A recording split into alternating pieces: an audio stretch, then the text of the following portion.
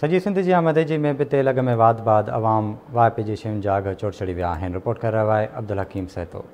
एक तरफ़ पेट्रोलियम शयुनि जा अघ चोट चढ़ंदा पिया वञनि त ॿिए तरफ़ रोज़ाना जे बुनियाद ते घर में इस्तेमालु थींदड़ खंडु, दाल, गिहु, गोश्त, मछी समेत ॿिनि भाॼियुनि जा अघ बि आसमान सां ॻाल्हियूं करे रहिया आहिनि। महांगाई वधी वञण सबबि ॾियारी ते कमु कंदड़ मज़दूर तबिके बुख काटण ते मजबूर थी विया आहिनि। उन मौक़े ते मज़दूर शहरनि आवाज़ न्यूज़ सां ॻाल्हाईंदे चयो त जो भी माना असां कमायूं था 500 रुपयनि जा ख़र्चो 1000 रुपयनि जो अयाल नंढड़ो आहे, बच्चा खाने पीअण स्कूल वारा आहिनि, उन्हनि जी पूरी असां करे कोन सघूं था।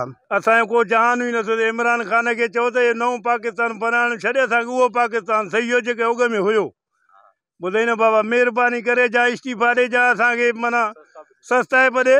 खंडु 150 रुपया किलो, गिहु 300 रुपया किलो, बटालू 120 रुपया किलो। असां काॾे वञूं? मज़दूरी आहे कोन, मज़दूरी करण लाइ सॼो ॾींहुं लोड़ियूं था, 300-400 कमायूं था। सब्ज़ी वठण लाइ वञूं त बि 500-600 रुपया। गिहु किथां अचे, तेल किथां अचे, पाणी मसालो किथां अचे। ग़रीब हिन वक़्तु सफ़ा निपूर जी वियो आहे। हिन वक़्तु माण्हू ख़ुदकशी करण मजबूर आहे। जेके रोज़ शयूं मिलंदड़ आहिनि उहे महांगियूं थी थींदियूं वञनि। हीअ हुकूमत ॾाढी महांग पती करे, तेल चाढ़े थी, डीज़ल पेट्रोल चाढ़े थी, उन सां गिहु महांगो थो थी वञे, खंडु महांगी थी वञे, अटो महांगो थो थी वञे। सब्ज़ी ॾिसो त सब्ज़ी किथे आहे? सब्ज़ी वठणु वञो त गवर्नमेंट वारा के मार्केट में कुझु ई नथा अचनि। असांजो गुज़र तमामु ॾुखियो थो निकिरे पियो। गिहु चढ़ी वियो 300-350 रुपया किलो थी वियो आहे। खंडु 160 रुपया किलो थी वियो आहे हिन वक़्तु।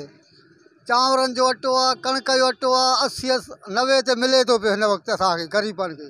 मज़दूरियूं कोन्हनि के असां काॾों बचा पंहिंजा पाले सघूं। हिन वक़्तु महांगाई तमामु उरूज ते आहे।